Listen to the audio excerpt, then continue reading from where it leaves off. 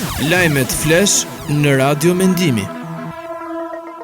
Kryeministri Berisha zhvilloi sot një takim me ambasadorin e Mbretërisë së Bashkuar në Tiranë, Nicolas Cannon. Ambasadori Nicolas Cannon shprehu vlerësimet më të larta për realizimin e procesit zgjedhor shumë të mirë, duke konsideruar këtë proces një sukses në radhë të parë të qeverisë shqiptare, por edhe një dëshmi të demokracisë shqiptare.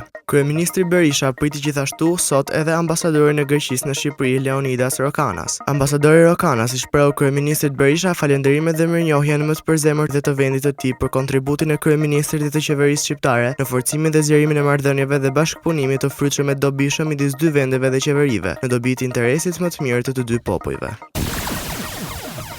Presidenti i Republikës Bujar Nishani ka marrë një ftesë nga ish-presidenti amerikan Bill Clinton për të marrë pjesë në aktivitetin Nisma Globale Clinton 2013. Zyra për shtyp e presidentit bën me dije se ish-presidenti amerikan Bill Clinton i ka dërguar Nishani ftesën për pjesëmarrje në aktivitetin që do të zhvillohet në New York në datat 23 deri në 26 shtator 2013. Ky aktivitet do të diskutojë rreth temës Mobilizing for Impact, e cila do të përqendrohet në përfshirjen e njerëzve dhe burimeve të duhura që të ndërmerren veprime të efektshme drejt sfidave globale, thuhet në njoftim. Në takimet e shkuara të nismës globale Clinton janë mbledhur më tepër se 165 kryetarë shtetesh, 20 fitues të çmimeve Nobel dhe qindra drejtues fondacionesh dhe OJQ-sh, bamirës të mëdhenj dhe pjesëtar të mediave.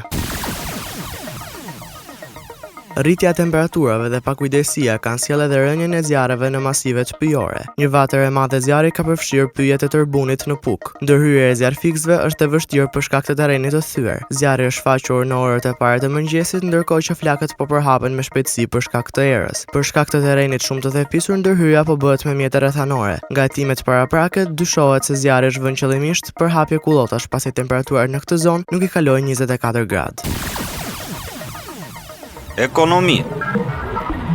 Për gati një viti, konsumatorët po përballen me një shtrenjtim të pandalshëm të artikujve ushqimor në tregun e brendshëm. Të dhënat zyrtare të Institutit të Statistikave tregojnë se si asnjëherë më parë, inflacioni i ushqimeve për 11 muaj me radhë vazhdon të qëndrojë në nivelet më të larta të viteve të fundit. Sipas Instat, në qershor, inflacioni total ishte sërish i ulët 2.3%, por brenda kësaj shifre, ushqimet janë shtrenjtuar me një ritëm 2 herë më të lartë, më saktësisht 5.4%. Për shkak të kësaj tendence, aktualisht 92% e shtrenjtimit të kostos së jetesës krahasuar me një vit më parë ka ardhur vetëm nga ushqimet. Rritja e çmimeve për artikujt ushqimor godet fort stresat më të pambrojtura. Kjo pasi familjet e varfra, të cilat jetojnë me ndihmë ekonomike apo nga paga minimale, shpenzojnë pjesën dërmuese të buxheteve që kanë deri në 80% vetëm për të ushqyer. Lajme nga bota. Letonia është vendi 18 që i bashkohet zonës së monedhës së përbashkët euro. Nga 1 janari i vitit të ardhshëm, ish Republika Sovjetike do të heqë dorë nga monedha e saj. Drita jeshile për Letoninë u dha ditën e martë nga Ministria e Financës së Bashkimit Evropian, pas rekomandimit të dhënë më parë nga udhëheqësit e BE dhe Banka Qendrore Evropiane. Vendi i vogël për rreth 2 milion banorësh, 30% e cilëve me origjinë ruse, bëhet vendi i katërt më i vogël që i bashkohet monedhës së përbashkët, duke lënë pas tij Kiprin, Estoninë dhe Maltën. Por përveç impaktit financiar dhe ekonomik, zgjerimi i eurozonës në këto momente shihet si një vendosmëri e Brukselit për të forcuar monedhën e përbashkët, që prej vitesh lundron në ujëra të turbullta, aq sa shpesh është vënë në diskutim edhe vetë ekzistenca e saj.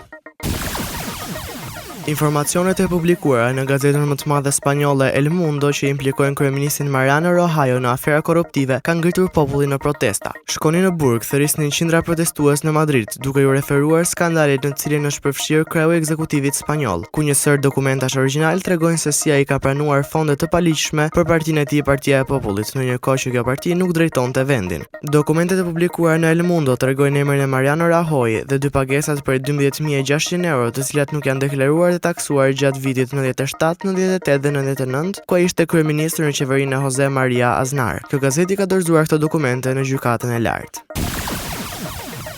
Sport.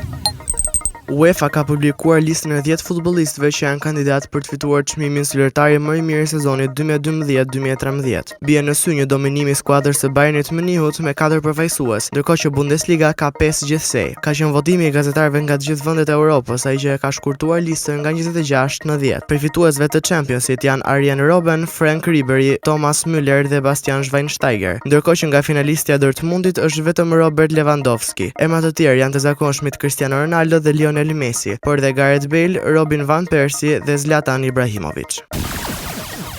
UEFA ka publikuar listën e 10 futbollistëve që janë kandidat për të fituar çmimin zyrtari më i mirë i sezonit 2012-2013. Bie në sy një dominimi i skuadrës së Bayernit Münihut me 4 përfaqësues, ndërkohë që Bundesliga ka 5 gjithsej. Ka qenë votimi i gazetarëve nga të gjithë vendet e Europës, ai që e ka shkurtuar listën nga 26 në 10. Përfituesve të Championsit janë Arjen Robben, Frank Ribery, Thomas Müller dhe Bastian Schweinsteiger, ndërkohë që nga finalistja e Dortmundit është vetëm Robert Lewandowski. Emra të tjerë janë të zakonshmit Cristiano Ronaldo dhe Lionel Messi, por dhe Gareth Bale, Robin van Persie dhe Zlatan Ibrahimovic. Dëgjua të lajmet flash në Radio Mendimi.